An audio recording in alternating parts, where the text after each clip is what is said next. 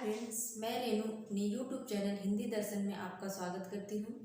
दोस्तों, जैसे कि कुछ वैकेंसियाँ लग रहा है कि आएंगी, कुछ आसार लग रहे हैं आएंगे। तो हमें वैकेंसी तो आएगी, जब आएगी तब आएगी, लेकिन हमें उसका इंतज़ार नहीं करना है कि जब आएगी तब जाके हम पढ़ेंगे। हमें उसके पहले ही अपना सारा सिलेबस क्या है, जो भी एल टी है, T G T P G T है, उसका सिलेबस क्या है और हमें किस तरह से पढ़ना है, वो सारा प्लान करके रखना पड़ेगा। और जब वैकेंसी आ जाती है तो दोस्तों फिर पढ़ाई नहीं होती है, फिर हमारे अंदर एक अजीब सी हड़बड़ाहट होती है, घबराहट होती है कि हमारे पास बस इतने ही दिन शेष हैं, मतलब 1 महीना 2 महीना जो भी है, इतना ही दिन शेष है। तो उस समय हम पढ़ नहीं पाते हैं, बहुत सारी चीज़ें छूट जाती है और फिर वही क्या होता है, हम एग्ज़ाम से बाहर हो जाते हैं। तो इसलिए मतलब सिलेक्शन से बाहर हो जाते हैं। तो इसलिए हम जब वैकेंसी आती है तब ना पढ़ के उसके पहले से पढ़े तो ज़्यादा बेहतर कर पाएंगे। तो अगर वैकेंसी नहीं आती उसके पहले से हम अपना सारा सिलेबस जो भी है उसको पढ़ लें अच्छे से। और जो भी टॉपिक है, टॉपिक से रिलेटेड जो बातें हैं उसको बुक से पढ़ें। और अगर नहीं समझ आता है तो आप यूट्यूब जो है सबसे अच्छा माध्यम है पढ़ने का, उस टॉपिक को आप यूट्यूब पे डाल के अच्छे से पढ़ सकते हैं। तो दोस्तों, जैसा कि हम बहुत सारी चीज़ें पढ़ते हैं लेकिन हमें समझ नहीं आता, बहुत सारे स्टूडेंट हैं समझ नहीं आता कि यहाँ से पूछा क्या जाएगा और क्या अब तक पूछा गया है। तो उसके लिए बहुत अच्छा माध्यम है कि आप प्रीवियस ईयर को देखें। जैसे कि अब की बार का तो पैटर्न टीजीटी का बदल गया, सारा प्रीवियस ईयर एकदम से पलट गया। कुछ थोड़ा बहुत चीज़ें मिल रही थी, ऐसा नहीं है कि एकदम से अलग ही हो जाता है, लेकिन प्रीवियस ईयर से हमें कुछ ना कुछ फ़ायदा ज़रूर मिलता है। तो एग्ज़ाम में जैसे कि बहुत सारे लोग हैं पढ़ते हैं और एग्ज़ाम में जाते हैं तो समझ नहीं आता कि ये क्वेश्चन कैसे पूछ लिया। तो हमारा जो उद्देश्य है, जो हमारा ध्येय है, यही है कि जो एग्ज़ाम में पूछा जाता है और जो मेन पॉइंट है, जो मेन चीज़ है जिसको हमें याद करना है, पढ़ना है, हम उसको अच्छे से पढ़ेंगे। तो हमारा आज का जो टॉपिक है देवनागरी लिपि, यहाँ से क्वेश्चन पूछा ही जाता है, चाहे एलटी हो, चाहे टीजीटी पीजीटी या नेट जेआरएफ हो। तो हमारा जो आज का टॉपिक क्या है, देवनागरी लिपि। देवनागरी लिपि जानने से पहले ये जान लेते हैं लिपि क्या है। लिपि लिपि मतलब कि किसी कोई वर्ड है, जब वर्ड चिन्हों को हम पहचानने के लिए उसको लिख देते हैं।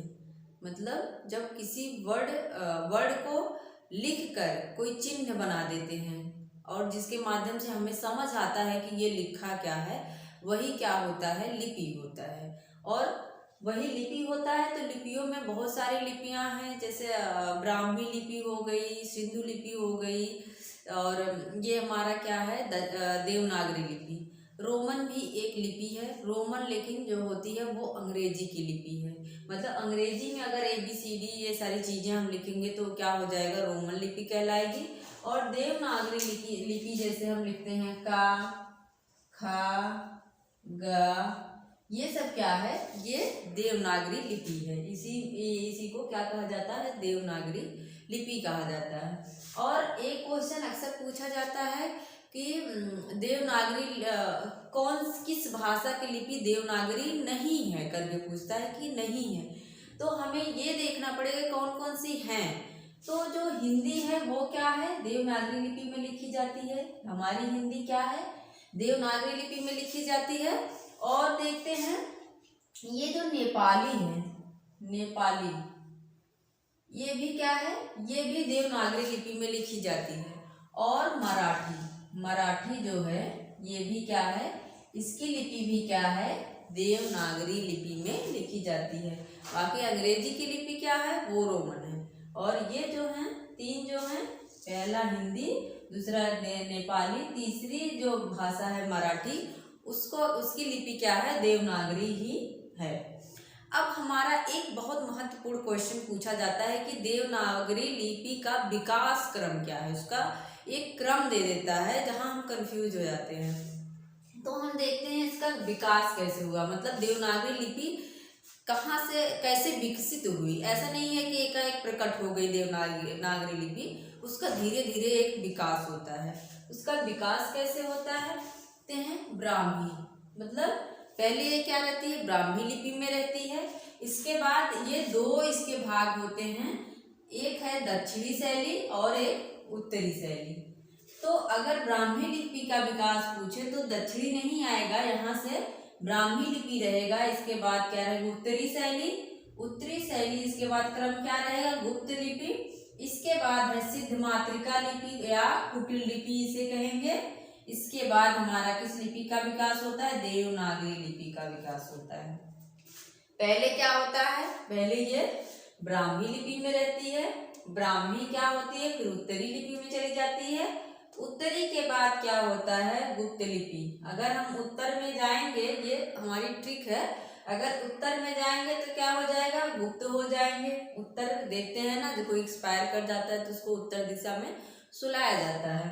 तो उत्तर में कब सुलाया जाता है, जब वो गुप्त हो जाते हैं। उत्तरी लिपि गुप्त हो जाते हैं, फिर क्या होता है, वो सिद्ध मातृका, मतलब वो सिद्ध हो जाते हैं, सिद्ध हो जाते हैं। और इसके बाद क्या है, सिद्ध जब हो गए तो वही क्या हो गए, देव हो गए। पहले सिद्धि प्राप्त होगी, फिर क्या हो जाएगा, देव। तो हमारा यही क्रम हो जाएगा। ब्राह्मी लिपि, ब्राह्मण कहाँ गए, उत्तर में गए, उत्तर में कौन जाता है, जो गुप्त हो जाता है। गुप्त के बाद क्या होता है, सिद्ध हो जाते हैं, और सिद्ध होने के बाद देवनागरी लिपि का विकास हो जाता है। इसका विकास क्या होता है, 9वीं शताब्दी में देवनागरी का विकास है। और शारदा लिपि जो हमारी है वो क्या है, 10वीं शताब्दी है। मतलब शारदा लिपि का जो विकास है वो 10वीं शताब्दी है। एक क्वेश्चन यहाँ भी पूछा गया था कि देवनागरी लिपि के समकालीन कौन सी लिपि नहीं है, तो ऑप्शन में था शारदा लिपि। ये इसके साथ कोई और भी ऑप्शन था जो जिसका विकास 9वीं शताब्दी में हुआ था, लेकिन अगर हमें ये याद रहेगा कि शारदा लिपि का विकास 10वीं शताब्दी में होता है, तब जाके हम उस क्वेश्चन का आंसर दे पाएंगे। तो शारदा लिपि का विकास क्या होता है, 10वीं शताब्दी में होता है। दोस्तों यहाँ तक हम देख लिए हैं इसका विकास, ब्राह्मी, उत्तरी शैली, फिर गुप्त हो गई, सिद्ध हो गया, सिद्ध मातृका या कुटिल लिपि। इसके बाद देवनागरी लिपि, देवनागरी लिपि का क्या होता है, विकास हो जाता है। इसके बाद हम देखते हैं दोस्तों, इसके बाद हमारा जो है वो है देवनागरी लिपि की विशेषताएं। यहाँ से क्वेश्चन पूछा ही गया है, देवनागरी लिपि की विशेषताएं। यहाँ से ये करके पूछ लिया जाता है कि देवनागरी लिपि की कौन सी विशेषता नहीं है। दोस्तों मैं लिख लेती हूँ इसलिए कि ताकि हमारा वीडियो ज़्यादा लंबा ना हो और आप लोग बोर ना हो। तो इसलिए देखते हैं कि देवनागरी लिपि की कौन कौन सी विशेषताएं हैं। यहाँ पे क्या है, आक्षरिक, मतलब जो देवनागरी लिपि है वो कैसी है, वो आक्षरिक है। लेकिन ये आक्षरिक का मतलब अक्षर, जैसे अगर हम कमल लिख रहे हैं, कमल लिख रहे हैं तो ये क्या है, अक्षर है, का मान ला को जोड़ के क्या हो जाता है, कमल। तो ये कैसी है, ये आक्षरिक है। लेकिन इंग्लिश वाला क्या है, इंग्लिश की जो रोमन लिपि है वो क्या है, वर्णिक है, मतलब वो उसमें क्या होता है, वर्ड लिखे जाते हैं। अब इसको क्या करेंगे, के लिखेंगे, ANAL, तो ये क्या हो जाएगा, ये वर्ड लिखा जा रहा है, वर्णिक है। लेकिन ये क्या है, ये एक आक्षरिक लिपि है। और इसके बाद हमारा जो है प्रत्येक अक्षर का उच्चारण, मतलब देवनागरी लिपि में क्या होता है, प्रत्येक अक्षर का उच्चारण होता है। ऐसा नहीं है जैसे इंग्लिश में मूक वर्ड होते हैं, साइलेंट वर्ड होता है, कि कुछ ऐसे वर्ड उसमें होते हैं जिसका उच्चारण नहीं किया जाता है। लेकिन देवनागरी लिपि ऐसी लिपि है हमारी कि उसमें प्रत्येक अक्षर का उच्चारण किया जाता है। जैसे हम देखते हैं नॉलेज में के से शुरू होता है, के साइलेंट होता है। तो लेकिन ऐसा हमारी हिंदी लिपि जो है, देवनागरी लिपि है, उसमें ऐसा नहीं होता है, उसमें प्रत्येक अक्षर का उच्चारण किया जाता है। इसके बाद है वैज्ञानिक क्रम। हमारी जो देवनागरी लिपि है उसका क्या है, एक वैज्ञानिक क्रम है। ऐसे नहीं, मतलब आप देखते होंगे, जैसे हम देखते हैं का, खा, ग, घ, अंग, ये क्या है, ये कंठ ध्वनियां हैं। तो कंठ ध्वनियां जो हैं वो क्या है, ये क्रम में है, ये क्या है, एक क्रम में है। ऐसा नहीं है कि हम का लिख दिए, चा लिख दिए तो पा लिख दिए, ऐसा नहीं है। ये जो है, जो जिस वर्ड का उच्चारण जो भी है वो क्या है, वो एक क्रम से है। और जैसे च का जो है तालु है, तो सारे तालु जो सब वर्ड हैं, अक्षर हैं, वो क्या रहेगा, वो एक क्रम में रहेगा, एक लाइन में रहेगा। यही क्या होता है, एक वैज्ञानिक क्रम होता है। इसके बाद क्या है, ध्वनि तथा वर्ड में सामंजस्य। इसमें क्या है, जैसा वर्ड है वैसी उसकी ध्वनि है, मतलब ध्वनि और वर्ड के बीच क्या है, एक सामंजस्य है। ऐसा नहीं है कि वर्ड कुछ भी हो और बोला कुछ और जा रहा है। जैसे हम देखते हैं इसमें इंग्लिश में क्या होता है, जैसे हम कह रहे हैं कट के लिए कहेंगे कट, और यही क्या है, पुट के लिए PUT हो जाएगा। तो यहाँ पे क्या है, यहाँ पे यू जो है ऊ की तरह उच्चारण हो रहा है, लेकिन यहाँ पे क्या हो रहा है, ऐसा नहीं है। यहाँ पे CUT मतलब यू का सीधे कट हो जा रहा है, ऐसा नहीं है। तो ये जो ये विशेषता है, ये क्या है, रोमन लिपि की है, ना कि देवनागरी लिपि की। देवनागरी लिपि में क्या है, इसमें ध्वनि और वर्ण का क्या है, सामंजस्य है। यहाँ पे इसके बाद हमारा है एक ध्वनि के लिए एक संकेत, मतलब एक ध्वनि के लिए एक ही संकेत है, जैसा इसमें है। इसमें हम देख रहे हैं यू का कहीं कुछ और उच्चारण हुआ है, इसमें यू का कुछ और उच्चारण हुआ है। यहाँ पे ऊ की मात्रा हो गई, वहां पे ऐसा नहीं हुआ है। तो वही क्या है, एक ध्वनि के लिए एक ही संकेत। हमारी देवनागरी लिपि में एक ध्वनि के लिए एक ही संकेत है। जैसे हम अगर हमें कमल लिखना है तो हम का को ही लिखेंगे, माँ को ही लिखेंगे, ला को ही लिखेंगे, ना कि का के लिए इंग्लिश में क्या होता है, बहुत जगह के लिखा जाता है और बहुत जगह सी लिखा जाता है। तो वही है, यहाँ पे क्या होता है, देवनागरी लिपि में क्या होता है, एक ध्वनि के लिए एक ही संकेत होता है, एक वर्ड के लिए एक ही संकेत होता है। और एग्जाम में अगर पूछे कि देवनागरी लिपि का सर्वप्रथम प्रयोग कहाँ हुआ था, तो हम कहेंगे, अगर राज्य पूछता है तो गुजरात। देवनागरी यहाँ पे भी देख रहे हैं हम, गा है, गुजरात में भी गा है और देवनागरी में भी क्या है, गा है। तो देवनागरी लिपि का विकास सर्वप्रथम कहाँ हुआ, गुजरात में हुआ। और कहाँ हुआ, राजा जय भट्ट के शिलालेख में। राजा थे उस समय के, उनका जो शिलालेख है उसमें क्या होता है, ये देवनागरी लिपि का प्रयोग मिलता है। इसके बाद हम पढ़ेंगे देवनागरी लिपि में जो प्रमुख सुधार हुए थे। देवनागरी लिपि में प्रमुख सुधार दोस्तों, फिर इसमें जो देवनागरी लिपि है हमारी, उसमें समय के साथ साथ कुछ परिवर्तन होते गए। तो भाषा चाहे जितनी भी समृद्ध हो, लेकिन समय के साथ साथ उसमें कुछ विशेषताएं आ जाती हैं, कुछ उसमें परिवर्तन होते हैं। तो वही जो सुझाव थे उस समय के जो भाषाविद थे, जो विद्वान लोग थे, वो क्या किए, सुझाव दिए कि जो देवनागरी लिपि है उसमें किस तरह के सुधार होना चाहिए, किस तरह के सुधार होने की आवश्यकता है। तो इसमें जो था, देखते हैं कि महादेव गोविंद रनाडे, जो ये महादेव गोविंद रनाडे थे, ये कहाँ के थे, ये महाराष्ट्र के थे। और ये क्या करते हैं, इन्होंने सबसे पहले क्या किया, देवनागरी की लिपि की जो वर्णमाला है उसको क्या किया, इन्होंने संक्षिप्त करने का प्रयास किया। उसको क्या, छोटा मतलब संक्षिप्त करने का प्रयास किया, ज़्यादा बड़ा ना रहे, जो वर्णमाला है ज़्यादा बड़ी ना रहे, उसको क्या करते हैं, ये संक्षिप्त करने का सुझाव देते हैं। इसके बाद कौन है, बाल गंगाधर तिलक। बाल गंगाधर तिलक का, हाँ, तो ये बाल गंगाधर तिलक क्या करते हैं, ये एक तिलक फांड तैयार करते हैं। इसमें क्या होता है, इसमें ये 190 वर्डों का, 190 पेजों का एक तिलक फांड तैयार करते हैं। उसमें कुछ उनके सुझाव रहते हैं कि देवनागरी लिपि की जो वर्णमाला है किस तरह से होना चाहिए। इसके बाद क्या होता है, सावरकर बंधु। ये जो सावरकर बंधु थे, ये भी कहाँ के थे, महाराष्ट्र के थे। हम देखते हैं कि ज़्यादातर जो प्रयास किए गए हिंदी मतलब देवनागरी लिपि या हिंदी के विकास में अगर प्रयास देखा जाए तो सबसे ज़्यादा प्रयास हिंदी क्षेत्रों ने किया है।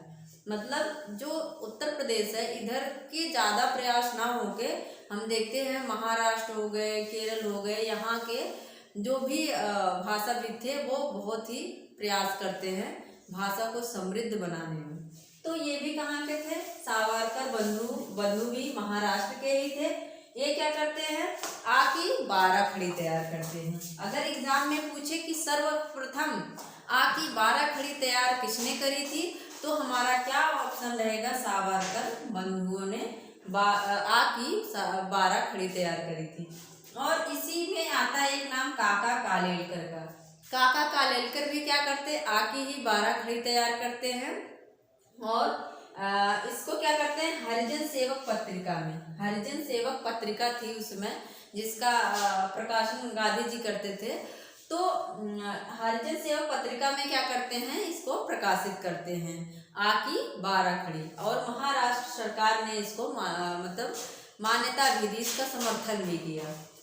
और देखते हैं इसके बाद है गोरख प्रसाद शास्त्री। गोरख प्रसाद शास्त्री जो थे वो क्या है? क्या सुझाव देते हैं? सभी मात्राएं व्यंजनों से सटाकर, सभी मात्राएं व्यंजनों से सटाकर दाईं ओर बीचों बीच लिखी जाए। सभी मात्राएं व्यंजनों से सटाकर, इनका कहना था कि जो भी मात्राएं हैं वो व्यंजनों से सटाकर दाईं ओर बीचों बीच लिखी जाए। जैसे अगर हमें लिखना है कि गायिका, तो हम गायिका को इस तरह से लिखेंगे, या लिख दिए और ये जो छोटी मात्रा है उसको दाईं ओर इधर करके ऐसे, और का ऐसे लिखिए, ऐसे इनका कहना था कि जो भी मात्राएं हैं वो दाईं ओर बीचों बीच सटा करके लिखी जाए। और इसके बाद आता है श्रीनिवास का। श्रीनिवास जो थे काशी के थे, ये क्या सुझाव देते हैं? इनका कहना है कि अल्प प्राण के नीचे विशेष चिन्ह, मतलब जो अल्प प्राण है, अल्प प्राण में कौन कौन से आते हैं? पहला आता है और तीसरा आता है और पांचवा, ये क्या होते हैं? अल्प प्राण में आते हैं। तो इनका यही मानना था कि जो अल्प प्राण के हैं उसके नीचे ही ये अवग्रह का चिन्ह जो होता है, यस के जैसे होता है ये अवग्रह का चिन्ह, उसके नीचे लगाकर उसको क्या किया जाए? महाप्राण मान लिया जाए। अगर इस तरह से कर देंगे तब तो वर्णमाला एकदम छोटी हो जाएगी। तो इनका यही सुझाव था कि जो अल्प प्राण हैं उनके नीचे क्या हो? अवग्रह का चिन्ह लगाकर उसको क्या हो? महाप्राण मान लिया जाए। तो और फिर एक विद्वान है सुनीत कुमार चटर्जी, इनका भी बहुत पूछा जाता है। सुनीत कुमार चटर्जी का क्या है? ये कहते हैं कि जो ये देवनागरी लिपि है ये क्या है? ये अव्यवहारिक है। ये क्या है? अव्यवहारिक है। ये मतलब देवनागरी के पूरा खिलाफ ही थे। ये कहते हैं देवनागरी लिपि के स्थान पर क्या हो? रोमन लिपि का प्रयोग किया जाए। सुनीत कुमार चटर्जी क्या कहते हैं? ये रोमन लिपि का पक्ष लेते हैं। कहते हैं कि रोमन लिपि जो अंग्रेजी की लिपि है उसी का प्रयोग किया जाए। इसके बाद है सितारे हिंद। सितारे हिंद जो है ये उर्दू के बहुत ही पक्षपाती थे, उर्दू का बहुत ही पक्ष लेते थे। तो ये क्या कहते हैं? जो भी चिन्ह है, जैसे जो भी का खा गा है, जैसे का खा गा घा जो भी हैं, अगर इनके नीचे जैसे नुक्ता होता है, नुक्ता का जो चिन्ह होता है, अगर इनका कोई विशेष अर्थ हो तो उसके नीचे क्या हो? नुक्ता लगा दिया जाए। जैसे हम देखते हैं कि खाना बोलते हैं, ये खाना, लेकिन जो दवा खाना वाला होता है, दवा खाना जो है, ये खाना मतलब दवा खाना, जहाँ पे दवा मिलती है उसका बोध हो रहा है। तो इनका कहना है कि अगर कोई अलग अर्थ हो तो वहाँ पे क्या हो? नुक्ता का प्रयोग किया जाए। ये जो खाना है ये खाने के अर्थ से है, मतलब खाना वो है, लेकिन यहाँ दवा खाने का अर्थ जो है अलग है। तो सितारे हिंद का क्या कहना था? वही कहना था कि जो विशेष अर्थ, जिसका कोई अर्थ अलग हो, उसे नुक्ता लगाकर प्रयोग किया जाए। इसके बाद जो है आते हैं एक श्याम सुंदर दास है। श्याम सुंदर दास का भी कहना था कि जो पंचमाक्षर हैं, श्याम सुंदर दास का क्या कहना था, देख लेते हैं। श्याम सुंदर दास क्या थे, काशी नागरिक चाड़ी सभा के ये अध्यक्ष माने जाते थे। तो श्याम सुंदर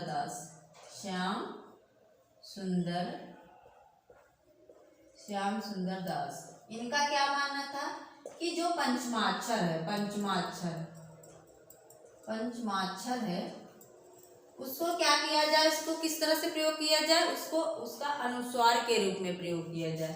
अनुस्वार का मतलब ये वाला जो होता है ऐसे, उसका अनुस्वार के रूप में प्रयोग किया जाए, जिसकी मतलब इनको मान्यता भी मिली। इस बात का समर्थन भी किया गया। अभी जो भी हमने यहाँ पे सुंदर लिखा है, पंचमाक्षर है, इसका प्रयोग इस तरह से नहीं करके बल्कि इस तरह से शुद्ध माना जाएगा, क्योंकि मानक भाषा में इसका मानकीकरण हो चुका है। और ये जो सुझाव देते हैं कि पंचमाक्षर का प्रयोग अनुस्वार की तरह किया जाए, तो वही होता है। अभी पंचमाक्षर का प्रयोग अनुस्वार की तरह किया जाता है।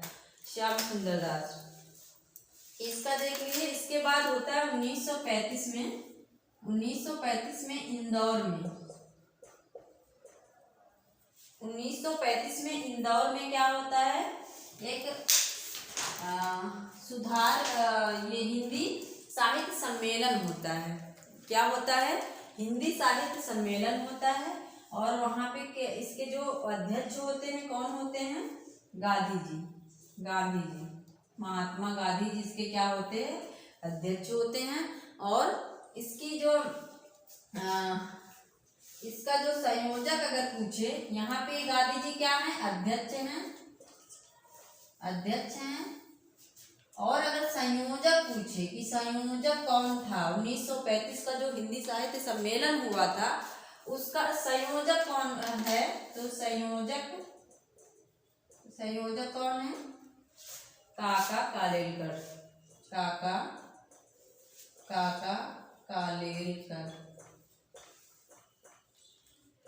कौन था, काका कालेलकर उसके संयोजक थे। अगर हमें इस चीज में कंफ्यूजन हो कि संयोजक कौन था और अध्यक्ष कौन था, हो जाता है, क्योंकि एग्जाम में हम पढ़े दोनों रहते हैं लेकिन कंफर्म नहीं हो पाता कि संयोजक कौन था और अध्यक्ष कौन था।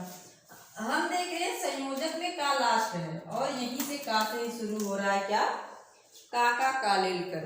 अगर संयोजक पूछता है तो हम उसका आंसर क्या देंगे, काका कालेलकर देंगे।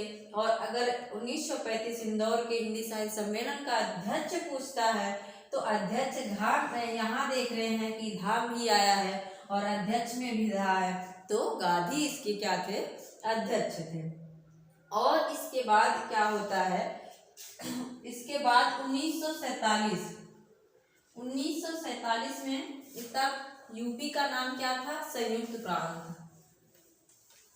यूपी का क्या नाम था, संयुक्त प्रांत था। 1947 में यूपी में क्या होता है, यूपी की सरकार द्वारा क्या होता है, आचार्य नरेंद्र देव की अध्यक्षता में, ये बहुत पूछा जाता है, आचार्य नरेंद्र देव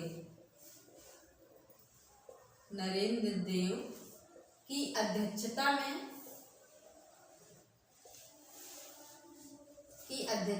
एक क्या होता है, समिति का गठन होता है, एक समिति का गठन होता है,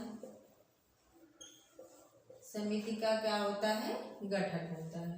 मतलब आचार्य नरेंद्र देव की अध्यक्षता में एक समिति का गठन होता है जिसमें कई महत्वपूर्ण मतलब सुझाव दिए जाते हैं कि देवनागरी लिपि को किस तरह से होना चाहिए।